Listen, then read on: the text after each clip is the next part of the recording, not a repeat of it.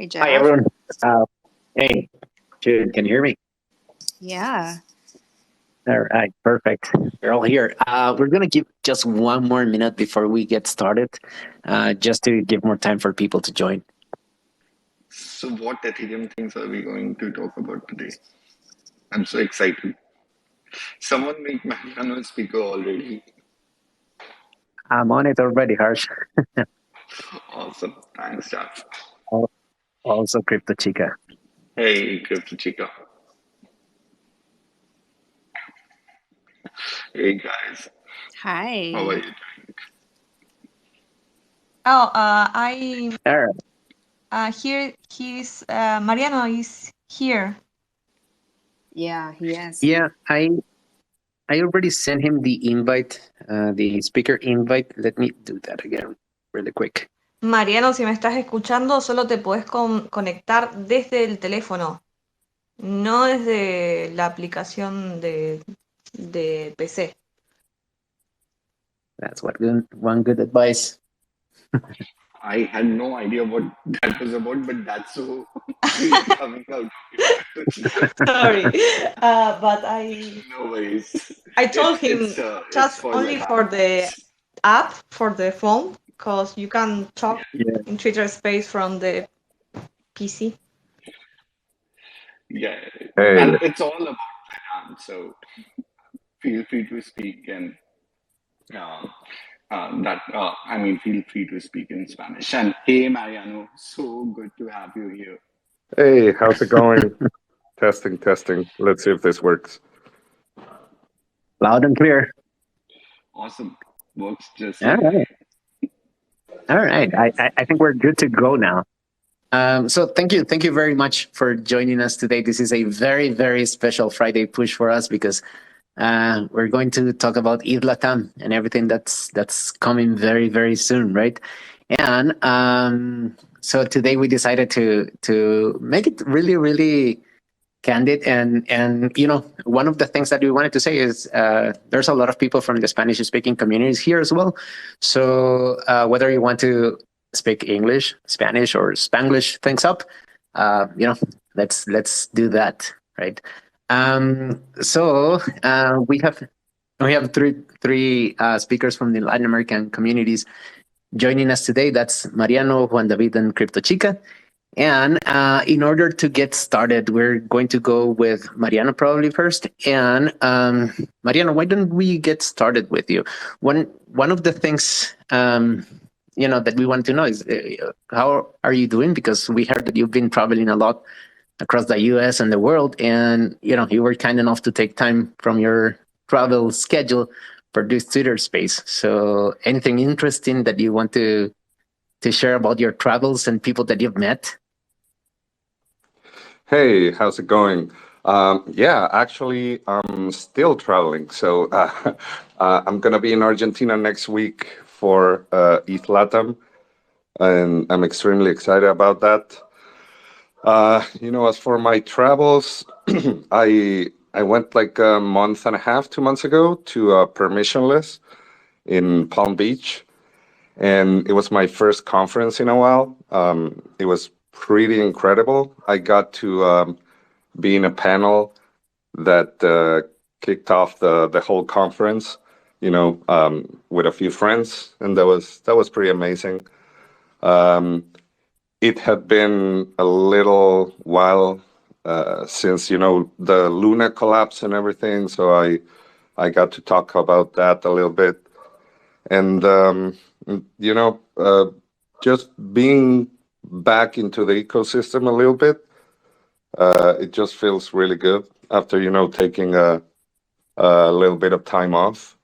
And after that, yeah, I just I decided to travel, so I did a golf road trip with my wife, stayed in the US for a bit, and then I did Mexico to celebrate my brother's birthday, and hopefully I'll be back next week for ETHLatam, and I'm really excited about having an event in Argentina again. I always say that if you really want to see what we've been building and people using the stuff that we built to survive, that you should go to Argentina, and I think that's everybody's gonna see why next week. And thank you for having me.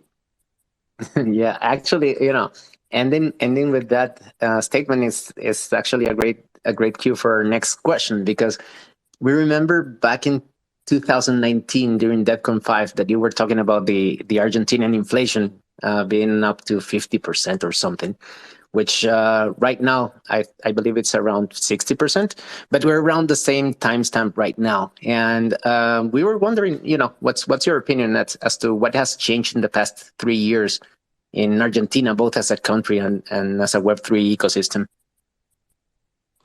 Well, as a country, I would say sadly not much. Inflation is still rising. Capital controls are still there. The good thing is that a lot of new people have joined the ecosystem, and it has expanded. Like I say, Argentina is a really great testbed for everything that we build. There's huge people potential, and there's always really bad economy. So people understand the risks of what we're building, and a lot of them, they assess that the risks of the new technologies that we build usually outweigh the risks of staying in the traditional economy. So we get so many new participants, and not only that, we get a lot of new builders, and we've seen plenty of new projects come out from Argentina in the last 3 years, and we've also seen DeFi completely explode. And in fact, I'm gonna be the talk that I gave in 2019. I'm gonna be giving a new version of that in Bogota in October. So I still need to sit down and actually do the presentation, but it's gonna be pretty sweet. There's numbers have been going up all around in terms of adoption, usage, the amount of dapps that you can use, the amount of services that you have that you didn't have 3 years ago. True that. And that's a good alpha that you gave us already about what you're going to be talking about in October. But what about in ETHLatam? We were wondering if you can tell us some alpha about your talk that's coming, on any secret new project that you're working on at the moment. So I still haven't given out the the title of the talk, and I apologize for that. I think there's a couple of people here.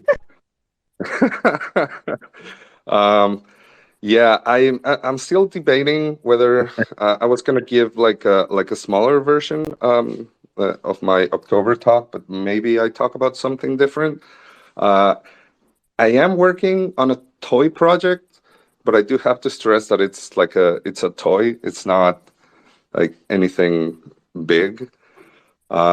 Which I mean, it could turn into something bigger in the future, but I'm still unsure. So it's TBD yet. It's a toy project that will change the world, right, Mariano? We miss seeing you. Oh man, We miss. it could be. Yes, I know it will be. Let's hope it is. All right. So one of the most anticipated events in the crypto space is coming, right? The Ethereum merge, and maybe we wanted to also get your opinion about your general comments and thoughts about the Ethereum merge. Well, I'm extremely excited about it. It's a lot of people seem to forget that the merge, switching Ethereum to proof of stake, has been in the cards since basically forever. The only reason Ethereum was not proof of stake when it launched is because it wasn't ready. The consensus mechanisms were still being worked on, and I believe the original proposed date was somewhere around 2016. And so it's weird seeing, miners and other actors. I understand they're financially aligned to keep proof of work going, right? But to me, it's just the continuance of everything that people in the EF and the community have been building. I am interested to see what happens with the proof of work fork, should it happen. Personally, I believe that it is a fork that would be doomed to fail because, DeFi would completely explode on it unless people keep the oracles working, the liquidators working, the keepers, everything. Like when the DAO happened in 2016, there wasn't a lot there, right? There was Ethereum, there was Blockspace, there were a few projects, but it could have gone either way. The community chose, Ethereum as we know it, and Ethereum Classic continued, and I think that was fine. But in this case, if somebody keeps working on the proof of work fork, to me would be like trying to build on a post-apocalyptic world when in reality, like the alternate reality is a world where everything still works and we have services that were never interrupted. So I don't know, I'm looking forward to seeing what happens, but I believe that ultimately the merge will work just fine. We will move to a proof of stake world, and hopefully Ethereum will become the number one blockchain in the world.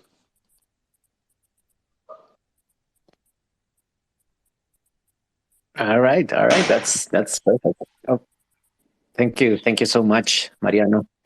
All right, let's move on to the next person that we have in mind. We have Juan David, right? Juan David is from the Colombia community, and Juan David, you have been part of the Ethereum Colombia initiatives and communities for quite some time already, but your participation in crypto doesn't end there, right? You're doing a bunch of things for the Latam communities, and not only helping organizing ETH Colombia, but also participating in different conferences and podcasts and all sorts of events. So why don't you tell us a little bit about what it has been for you this year? Hola Mae, un gusto saludar por acá. ¿Qué pasó? Un poco de Spanglish, pura vida. So happy to have this talk. And yeah, there has been some interesting few months on the road to DevCon. 2 years and a half we have been preparing this, like since Colombia was announced to host DevCon. That was an incentive personally to prepare the house. I feel like the host. And in the meantime, I have met wonderful people like Romy and all the ETHLatam fam that are doing great things for Buenos Aires. Working as well, doing community development for Status, doing hackathons. Last weekend, we did a great one in Medellin. So all things Ethereum, building the community of developers, users, and putting the conversation in the agenda in creative ways. I think it's important to show people that Ethereum is more than crypto, is the first step, but there are a lot of things that you can build on top. And yeah, super excited to be the host for you guys in Bogota in October. I'm preparing the playlist for the parties, but also getting everything ready for you to have a great time here. Yay, parties. That's the Latam fun. Yeah, actually, at the end, we're going to ask a few questions about that. But part of the things that you've been doing is helping organize DevCon, right? You're part of the team organizing DevCon, and I know CryptoChica as well. There's a group in there that I am part of that group. I haven't been joining the meetings lately, but there's a lot of action going on in that group and meetings going on. So, can you tell us a little bit, about what's coming for DevCon and what all the Latin American communities are doing together to ensure that this is a big success? For sure. Right now, my role is to be the DevCon community coordinator. Something that I have seen that makes me really happy is that we are seeing reunite, and we are organizing as a region. We share the same language, we have some sort of the same culture. So we have been first setting our own houses and then start to communicate those islands, because there is no reason to have any barrier if we share, as I said, the same language. So that's one of the things that I'm more excited about, and seeing all the inspiration and all the admiration that all the region has for what Argentina has been doing. ETHLatam in Buenos Aires is the start of what I think is a movement that we are creating, that is open source, is free for everyone to join, to contribute and collaborate. So we are going to see things happening on the road to DEFCON. Later I can share a bit more about what is going to be ETHLatam in Bogota. But we hope to see that. For me, this is like the World Cup is coming to our region, and we need to get ready to be on a global stage. The spotlight is going to be here, but we need to keep harvesting all the seeds that are going to be planted in this year to nourish and flourish in the next years to come. Awesome. And one other question that we wanted to ask, and maybe that's a question for the three of you guys, for CryptoChica and Mariano as well, not only you, Juan David. But after all these events and all the work that you have been doing with the Spanish-speaking communities or the Latin American communities in general, what are your thoughts regarding the challenges and opportunities for the Latin American countries? Maybe we can start with you, Juan David, and then we can go with CryptoChica and Mariano. So the challenges for the region, I will say, is that here we have an enthusiasm, or I will talk about like my country as Colombia. There is an enthusiasm to learn. Fortunately or unfortunately, I don't know, we don't have like the needs already to have like high inflation and political regime that creates a lot of instability, but that we don't need to wait for that. But people are willing to learn about crypto. So our mission is for people to understand that Ethereum is the blockchain where you can build the things that are going to create the most impact in our countries. So I will say that we need to move from being users to be builders of the technology. And the first step is to educate people, to show them all the possibilities, then to empower local communities to prototype their own solutions and to see things that are useful, because for our continent we see like there is like the perfect stage for them to be actually used, because we can solve real problems, starting with savings to protect against inflation. Actually, today was announced like inflation in Colombia for the first time since April of the 2000s is with 2 digits. So this is like a global trend of all the economic crisis that maybe the world is going to be facing in the next few quarters. But right now, for example, Colombia is going to think, and people in the streets are going to start to ask, how can I protect against inflation? So letting people know there are stable coins that they can protect and they can own their money is the first step. But as I said, then we have to empower more builders to build the solutions that we need in our countries and to increase adoption. So, for example, layer 2s to make Ethereum usable in our countries. Yeah, and I guess even though we're all in the same region, there are so many differences between country to country. So, CryptoChica, maybe you want to share your opinion as well as to what are the challenges and opportunities that you are seeing. First of all, this is my first Twitter space in English, so sorry for my English, but I think that we have the opportunity to bring the discussion to Latam about public goods. I think that we don't have many, how do you say, como que no tenemos muchos incentivos. We don't have incentives to create public goods. I think that we have good builders like, I don't know, Mariano. Well, we decentralized or Open Zeppelin or these project platforms from Argentina. I don't know, Decentraland or Open Zeppelin was born here in Argentina. We have great builders and we have power users, but we have to start to walk to new discussions and new narratives about how we use Ethereum and how we can build new tools to create new alternatives for the people from our countries and Latam. So I think that, bueno, me cuesta mucho en inglés, perdón, estoy muy nerviosa. Lo voy a decir en español y de última, Jaf, si quieres traducir, está bien. Creo que tenemos la chance de traer la discusión de bienes públicos acá a Argentina y empujar por eso, y tenemos una oportunidad histórica de volver a traer a los usuarios que conocieron Ethereum cuando era barato transaccionar y mostrarles la potencia que tenemos a partir de las L2. Eso me parece fundamental, y dejar de trabajar como islas separadas. Somos todos latinoamericanos, todos compartimos, bueno, Brasil no, pero son nuestros hermanos y todos hablamos español, tenemos una potencia a nivel geográfica y a nivel lenguaje para poder construir cosas que nos ayuden a todos los latinoamericanos. Entonces creo que estamos empezando a caminar a partir de este año muy en conjunto y eso me llena de alegría. No podría estar más de acuerdo yo. Es genial. Es de verdad una muy bonita forma de pensar. Mariano, ¿quieres agregar algo? Sí, por supuesto, te agrego algo en castellano.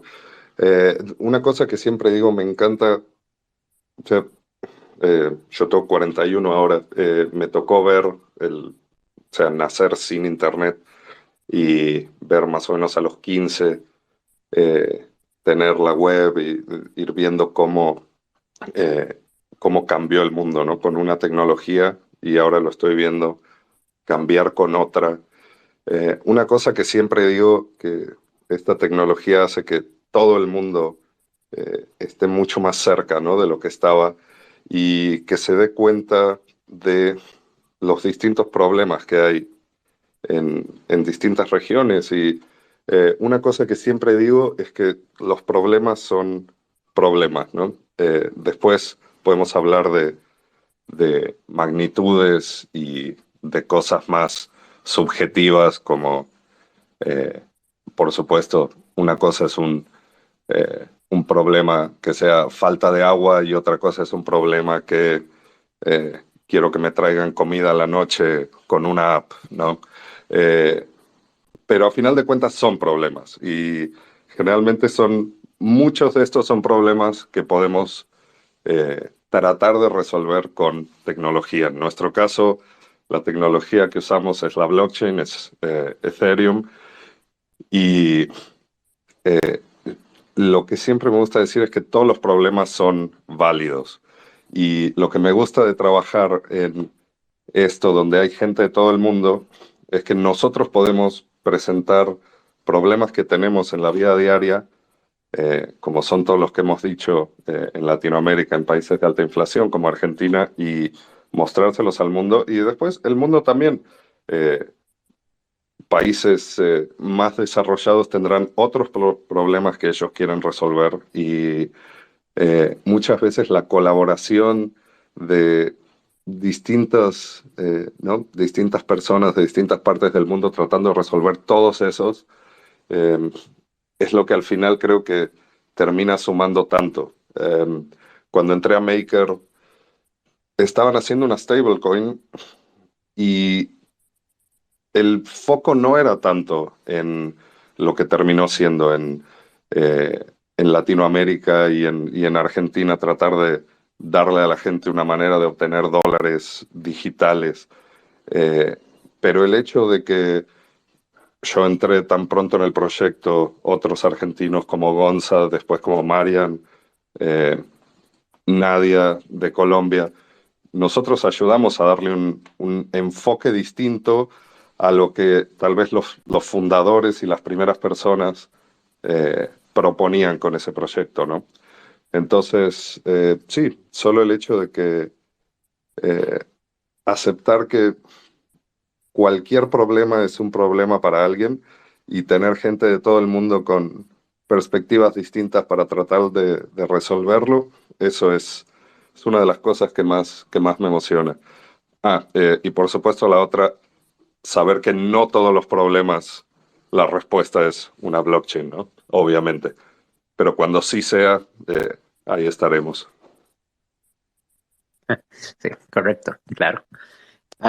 Muchas gracias a los tres por la opinión. Hay una cosa que olvidé mencionar. Vamos a tener un premio que vamos a dar a las dos mejores preguntas. Al final vamos a abrir el espacio para que las personas hagan preguntas. Va a haber un premio al final, solo para que lo tengan pendiente. Y bueno, for those of you that are English speakers, we're going to have a prize for the two best questions at the end of the meeting, and just stay till the end. Bueno, ahora, what was that, Arsh? I have 2 questions. I was just saying that. Yeah, you're going to get one prize for sure. But I actually had a question from Mariano. So we were talking like way back, and we had asked Mariano like, what is his favorite drink? And I really wanted to go to Argentina. And by the way, guys, like me and Richard, we got COVID, so we are not able to make it there. But we are so hyped up about it. But yeah, my question to Mariano was, Mariano, if you can tell all the viewers about Argentina's favorite drink. I think it was called mate. I wanted to share that with you, but would love to hear from you about the drink's meaning and why it's so popular and how people have it over there. Oh my God. First off, let me say that I'm so bummed that you guys are not going to be here. I was so excited. But no, get better, of course. And I would have shared a mate with you, even with COVID. So there's that. Mate is a kind of tea that we drink in South America. You know, in Argentina, in Uruguay, in Paraguay. I think maybe a few other countries. And it's a sort of tea, but it's a social drink. It's a drink that you share the same straw. And it's been it's been sad to see that the COVID has restricted that a little bit, because like I said, it's inherently a social drink that you share with friends.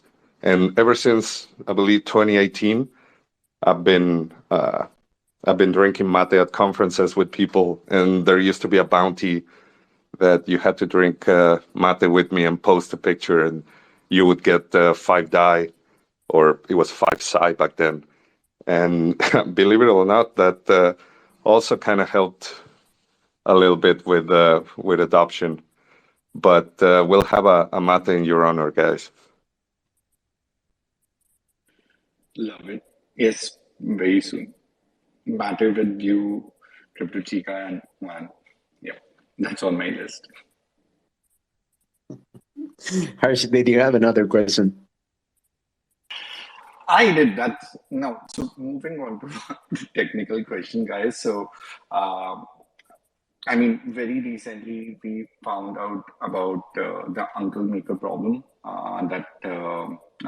that surfaced. It's not a problem per se in Ethereum, but it just allows miners to basically claim higher fees or higher transaction, like high fees blocks. So I just wanted to ask CryptoChica and Mariano if they know about it, and if they can share their thoughts around that. And we can do it in Spanish as well. I mean, whatever language you guys are comfortable with, that's good for us.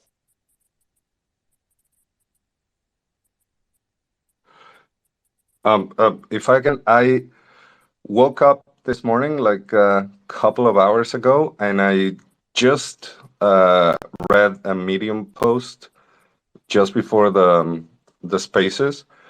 So I'm still not really up to date with what the attack is like. What I've read is that it is actually real, right? It is the first instance of going against the consensus rules and actually profiting more than if you would follow the rules, right? Which is the holy grail of blockchains. As long as you're an honest actor, you will make more money, at least in the longer term, than if you aren't. And from what I've read in this case, in some instances, it's actually more profitable to do this uncle attack.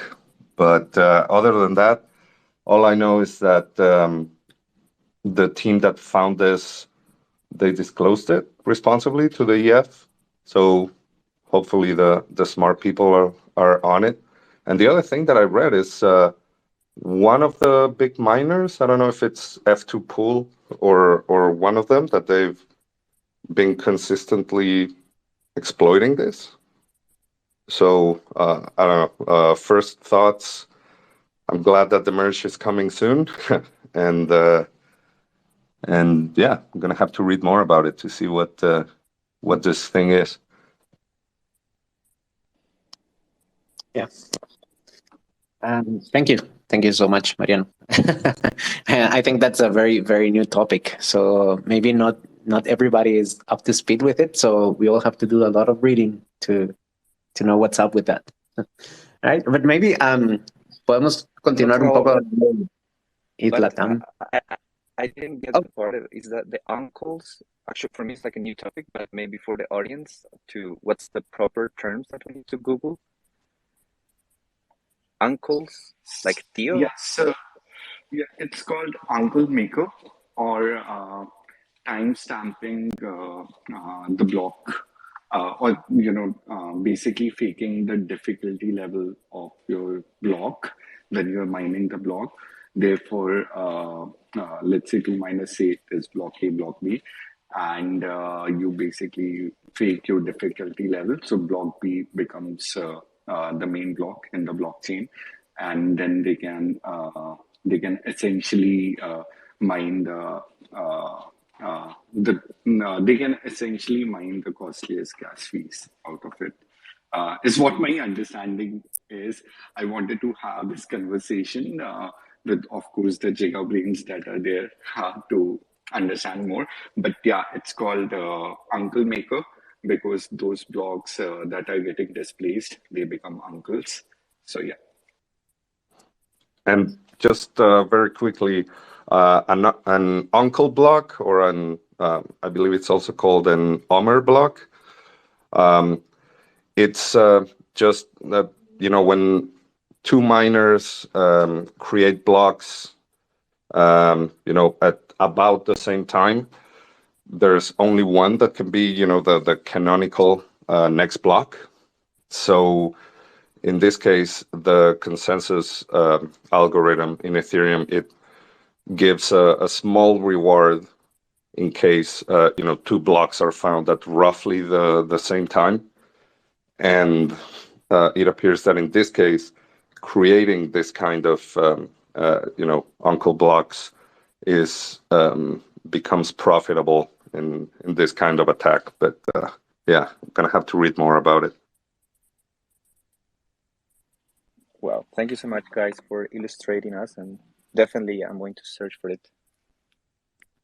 All right. Thank you, guys. Now, coming back to ETHLatam, right? CryptoChica. So one of the things is, you've been doing an outstanding job in bringing education opportunities to Latin American communities for quite a long time. We believe that it started with the DeFi Summer, but queríamos saber quién es CryptoChica y qué está haciendo CryptoChica estos días. Well, I think that the first time that I listened to about the smart contract was in 2018, and it was in a Bitcoin group. My first community was Bitcoin Mendoza, and Pedro um, talk about smart contract and Ethereum. So I start started to investigate about Ethereum, and I fell in love with Ethereum, and I lived the first part of DeFi and then the DeFi summer. So I used, I don't know, DAI in the beginning with, I don't know, Compound, Uniswap, the first protocols in DeFi. And I started to creating content, educational content about this, and the first step for the users. I don't know, topics like how to set up your MetaMask or whatever, what the wallet that you choose, and what blockchain, the what is the difference between a crypto and a token, how you can working with three I don't know, different topics according to my experience in the with my way or my path in with three. And then I met um, to a guy from Argentina. He's an anon, and this year in January he called me and he proposed me to organize ETHLatam. So I say him yes, of course, and we started to create all the commissions and looking for volunteers and etc. But since years ago, I'm the community leader of ETHLatam. Saludos a todo ETHLatam. They are listening to us. We are a community who create educational content about multiple blockchains. We try to spread the word about the decentralization and self-custodial options. We are aligned with this part of the fundamentals of open blockchains and Ethereum, and we try to give a space and a community discuss about the importance of the DeFi and decentralized options en oposición or to avoid the custody,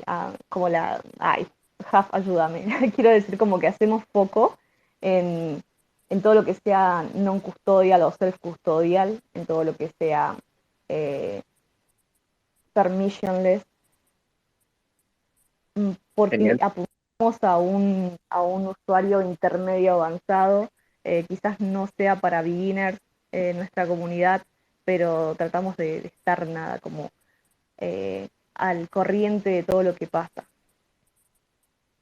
Sí, cierto. Yo, por dicha, he ingresado a varios eventos de ETHLatam, bueno, del grupo de ustedes, y sí, claro, es de DeFi Latam y es de verdad muy, muy valioso para educarse. CryptoChica, one of the other things that was announced recently es el quadratic funding para Argentina. ¿Nos puedes hablar un poquito de eso? Sí, esto directamente lo voy a decir en español porque me voy a enredar yo sola. Sorry. Bueno, creo que todos están familiarizados con rondas como Bitcoin, Gran, rondas. CryptoChica, dame un segundo porque yo creo que estás cortándote un poquito. No sé, déjame ver si soy yo. She breaking up a little bit for you guys as well, or? Yeah. Yep, it's breaking a bit. CryptoChica, dale de nuevo, a ver. Ah, saqué mis auriculares por si era eso. Cualquier cosa. Ya, está mucho mejor, sí. Gracias. Ay, capaz que se me escuchaba horrible, perdón. Bueno, Nah, creo que muchas personas están familiarizadas con las rondas de quadratic funding de Gitcoin.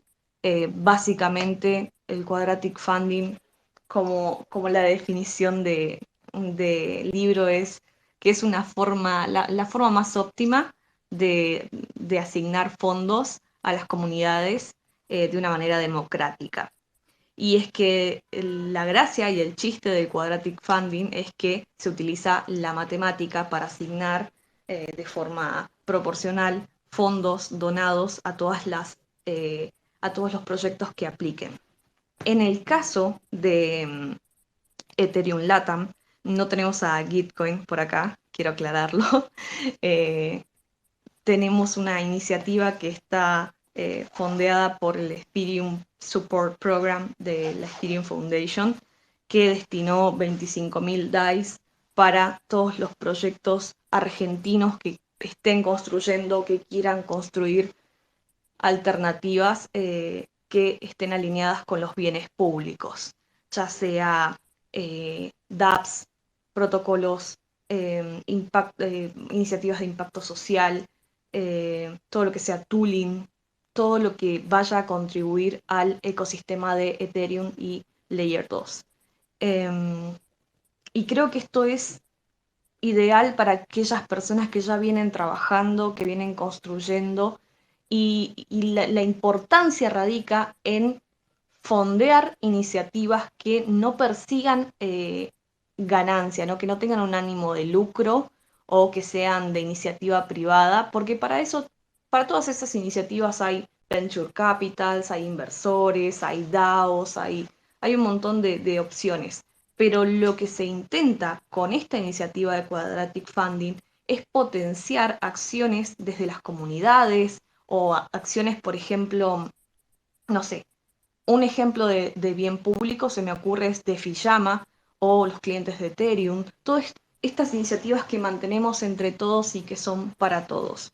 Eh, Quizás para mí no está cerrado el concepto de bien público, de hecho es algo que se estuvo discutiendo bastante en la gobernanza de Optimism en el último tiempo acerca de las postulaciones, así que yo creo que tenemos que, como decía más temprano, dar la discusión y apropiarnos del concepto y crear uno. Y en cuanto al quadratic funding, así como para ir más a los hechos, a los bifes, diríamos en Argentina, ya se pueden postular. Creo que mi último tweet tiene el link. Se pueden postular equipos de Argentina o que estén trabajando en Argentina. En esta oportunidad es solo para Argentina, pero luego se irán trabajando otros países y otras regiones. De hecho, tenemos el antecedente de Honduras, que anduvo muy bien, fue una linda ronda. Pueden aplicar hasta el 11 de agosto. Después entre el 11, 12 y 13 vamos a estar full evento y a partir del 13 van a poder votar. Así que, ¿quiénes van a votar? ¿Quiénes van a elegir a dónde va este dinero? ¿A dónde van estos fondos? Bueno, todos los que asistan al evento de Ethereum Latam van a poder votar con una clave que se les va a enviar vía email. Tienen que conectar su billetera. Probablemente lo conectemos a la blockchain de Polygon y ahí van a poder emitir su voto. Vamos a sacar probablemente el lunes la página web con todo el detalle de Quadratic Funding, porque no me quiero poner a explicar tercios y esto y lo otro, pero básicamente van a poder votar hasta por 8 proyectos, así que no se desesperen si les gustan 2 o 3 proyectos, van a poder apoyar a todos, pero su voto va a ser proporcional. listo, genial. Muchas gracias, CryptoChica. Una pregunta final y es para los tres esta vez. ¿Qué pueden esperar las personas que están yendo por primera vez a Argentina, a Latinoamérica o a Argentina más específicamente? Pero ¿qué pueden esperar de la ciudad, las personas y la vibra en general? ¿Quieres ir primero, CryptoChica? ¿Qué es lo que no se pueden perder de Argentina? Sí, Em, dale. Dale. qué sé yo, de tantas cosas. No, Yo soy, que pueden esperar del evento? Y es para las personas que vienen por primera vez tal vez a Argentina o a Latinoamérica. ¿Qué pueden esperar del evento y de la ciudad y de la vibra en general de la ciudad? quizás sea un poco polémico lo que vaya a decir, pero si vienen de tan lejos, aprovechen a crear el lazo humano. Las conferencias después las pueden revivir vía streaming, van a quedar grabadas. Pero, o sea, vayan a escuchar a los speakers, por supuesto, pero aprovechen a estar inmersos en lo que es Argentina para que puedan aprovechar y puedan comprender lo que vive un argentino día a día. O sea, muchas personas me están preguntando por cambio, no sé, por todo lo que es exchange. Y creo que ahora van a comprender en el día a día de comprarse, no sé, una gaseosa o un alfajor, cómo es que todo cambia en días y sobre todo en el último tiempo. Vengan con la mente abierta para comprender nuestra realidad y que se lleven una impresión desde dónde construimos. Después gastronomía, pues si pueden ir a alguna cancha de fútbol, tango, todo eso queda a criterio de cada persona. Listo, buenísimo. Mariano, Sí, me encanta lo que dijo CryptoChica. Yo diría, sí, cuando estén en la conferencia traten de hablar con todas las personas que puedan.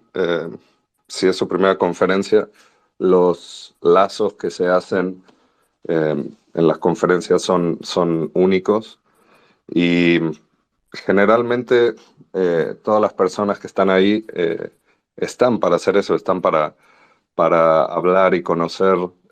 Si me ven, por favor, díganme hola, cuéntenme de lo que están haciendo. Eh, es lo que más me gusta, estar ahí, saludar y conocer gente. Eh, si tienen alguna idea de, de lo que quieren que hable la próxima semana, taguenme en Twitter y díganme, así me dan ideas. Y no, y disfruten, disfruten. Me da mucho gusto que haya una conferencia dedicada a Ethereum otra vez en Argentina, después de lo que fueron tal vez 2 años o más, donde muchas de las personas que iniciaron en esta blockchain eh, se vieron imposibilitados de usarla por gas fees muy altos, ese tipo de cosas. Creo que la gente está trabajando en maneras de escalar Ethereum y hacerla accesible para todos, que es lo que todos queremos ver. Entonces, por favor, bienvenidos. genial, Mariano, muchas gracias. Juanda, terminamos contigo. Bueno, yo doy mi respuesta en dos, una un poco más seria, por supuesto, como lo que va a una conferencia va a conectar, a entender la realidad. Yo también quiero aclarar que ETHLatam tiene su punto de partida en Buenos Aires, pero desde ya estamos trabajando por cosas que van a suceder en el continente. Y algo en lo que estoy involucrado es en la planeación de ETHLatam en Bogotá, un día donde tendremos en el mismo lugar donde tendrá espacio DevCon, vamos a tener un día solo en español. Entonces se va a ser un espacio donde vamos a atraer a la mayor cantidad de personas, pensando en estudiantes, personas jóvenes y con el background más diverso para que entiendan qué es Ethereum desde sus principios y las cosas básicas. También un espacio para charlas más avanzadas, pero que vengan también todos los visitantes de Latinoamérica a entender nuestra realidad, a encontrar en ETHLatam un lugar donde puedan navegar el ecosistema. Si quieren saber qué está pasando en Costa Rica, pues yo sin duda lo voy a, a dirigir con el MyJaff, pero si quieren saber qué está pasando en Colombia, yo me encargaré de llevarlos hasta algún lugar donde quieran conectar con una comunidad local. Entonces, que tengamos el foco en la región durante los próximos meses va a ser un lugar para que personas de todo el mundo entiendan nuestras realidades y los invitemos a construir de manera mancomunada y todos juntos con la misma visión. Y mi comentario más light, los latinos, como sabrán, nos caracterizamos por la buena fiesta, nos gusta bailar, nos gusta compartir, nos gusta la hospitalidad. Entonces, por supuesto que no dejen de bailar el mejor reggaetón, donde podemos tener a J Balvin, Maluma y de ahí en adelante Karol G, exponentes mundiales del reggaetón. Entonces las fiestas van a estar de otro nivel por aquí en Bogotá. Y una cuña también para quienes estén organizando su tiempo en Latinoamérica, viene ETH Medellín, que es una ciudad también muy interesante. Entonces, post DEFCON, también va a haber otro lugar para ir a una ciudad muy interesante en Colombia, que es una mezcla donde hay mucho innovación, emprendimiento. Entonces, post DEFCON, va a haber también el espacio para conectar en una ciudad que es maravillosa para conocer y también para crear cosas como es la ciudad de Medellín del 18 al 23 y una agenda grandísima entre Buenos Aires y Bogotá con cosas pasando en Lima el 3 de septiembre. Se anunció hace poco ETH Santiago el 8 al 10, si no estoy mal, pero deberían verificarlo. Algunos eventos que van a suceder en ciudades latinoamericanas, como ETH México, por ejemplo, del 19 al 21 de agosto. Entonces, un calendario muy, muy nutrido. Y sé que Romy ahí está pidiendo la palabra y esta sería la recomendación que yo daría. Listo, gracias, Wanda. Romy, dinos. We are organizing the ultrasound party for the ultrasound money, the meme. And if anyone needs tickets, please just send me a DM and I will add to my list. Perfect. Thank you so much. So the very last part that we have. Go ahead, Arjun. Awesome. So I just wanted that, but yeah, CryptoChica. I'm just getting promoted to all the parties that we'll be missing and all the people that we'll be meeting. So yeah. party. But yeah, so I think right now we're just approaching to the end. So what about we just open a space and just see if anyone have questions, just raise your hand. It's your time.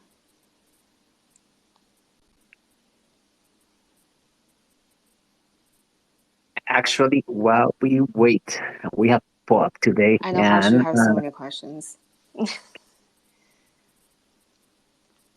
Can you hear me, Jun?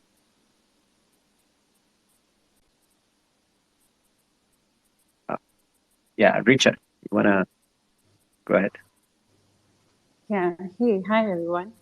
I do not have a question, but I just had some thoughts I wanted to share. So first of all,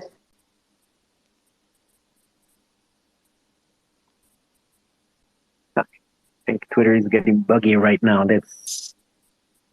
Let me grant Richard speaker role. In the meanwhile, guys, I was saying we have Pop today. We have a secret word for the Pop today. It's good day, good dash day. So it's a GOOD dash DAY, and in Español is GOOD guión DAY. Richard, you wanna take it away now? I can go now, right? You can. Awesome. So I just wanted to say thanks to all the speakers, CryptoChica, Juan, and of course Mariano. I don't have a question, but I just had observation around the amazing vibe around the ETHLatam conference that's coming up, and just in general the Latam community. It's really I always knew Mariano for some time, but in the past few weeks we've interacted so much with the ETHLatam team, just coordinating a lot of things.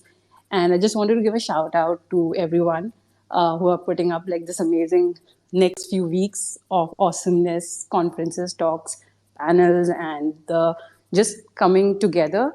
And from across the globe, Harsh and I would have loved to be there. But I think it's just immense, I think almost like friendship and love that is bringing everybody from across the globe to the Latam community. So yeah, I just wanted to say all the best for the upcoming conference and events.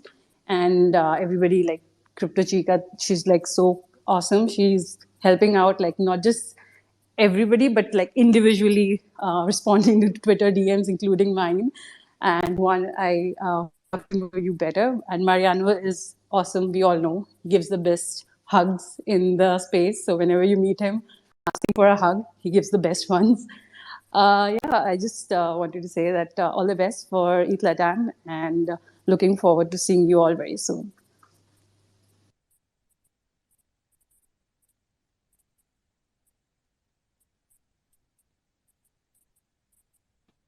Thank you so much. I'll see you soon. Thank you, Richa. I was trying to claim my pop, sorry. I think that nada, ya nos vamos a conocer, no sé cómo se dice en español, en inglés. That's fine. It looks like Jeff dropped, but actually, I got a question for like the developer community. I remember I was having a talk a few years ago already with Jeff, and we did our first deploy, I think, of a dApp using EPNS. So thank you guys for bringing so much value to the ecosystem. So my question is, how can we do? Well, what's the best way to start playing with EPNS for our dApps? I have been quite a bit disconnected from the project, but I mean, just a way also for you guys to show and to share with us the best way to contribute to EPNS. Well, thank you, Juan, for bringing that up. It's amazing. Like, of course, we wanted this talk to be about Latam and about Ethereum. But yeah, it's amazing to talk about EPNS always. So the best place now is going to docs.epns.io. We went to a lot of hackathons, and people wanted a lot of examples and a lot of development material to make sure that they are not having any hiccups. So the best place to start is docs.epns.io. If you want to play with the app, go to staging-app.epns.io or app.epns.io. Go to walkthrough and go for a live tutorial. So the app will basically explain itself out. And of course, we always love to talk about everything EPNS. So if you're a developer, even if you're a user, come join our Discord, hit us up, and we'll be glad to talk about it. But yeah, if you don't want human interaction, docs.epns.io is the best way to go. Thanks so much. Yeah, no, just like you are bringing so much value to the community. Thank you for setting up this space. And this was like a genuine question, like, because I remember when with Jav, we were having our traiga su propia cerveza. We were meeting every Tuesday. I remember we did that small tutorial, and it was amazing to see things working. And I guess the developer experience has improved. So happy to test that back, and count on me personally to do meetups with our community. Like the best way for the ecosystem to keep growing is for us to build and do our work, like continue with the composability of Ethereum. So integrating EPNS to a dApp that makes sense. That will be super cool to see it happening in Latam, and to see how all these opportunities that we see in Latam to Ethereum to be used, EPNS can leverage that and help us to keep spreading the word, and something like a push notification, which is something that we use on a daily basis. Awesome. I mean, that was even perfect pitched in what I gave, and awesome. Like, thanks from the bottom of our heart that you like what we created. In this space, like our mentor is already here. His name is Mariano. Fun fact is, when we started hacking EPNS in 2020, he was one of the judges, and then the relationship just grew. But yeah, that's an amazing memory to have, and it's probably because of him that we are at this point. So yeah, love to Mariano, love to CryptoChica, and love to Juan and the entire Latam community. Guys, like the amount of love the Ethereum community and Ethereum leaders they give. That's the sole reason, or not the sole reason, but that's the biggest reason why Ethereum is number one and will always be number one. So yeah. All right. I think we can start wrapping up now. Thank you so much, everyone. Muchas gracias a todos porque de verdad se compartió mucha información muy buena y bueno, vamos a agregar un transcript para que las personas que no hablan español puedan entender todo lo que estuvimos hablando en las secciones de español y lo vamos a compartir en nuestras redes. Pero muchas gracias por todo. Les agradecemos. Thank you, everyone. Bye. Muchas gracias. Nos vemos la semana que viene. Bye bye. Bye. Gracias, guys. amigos. Mariano, Thank you, muchas everyone. gracias.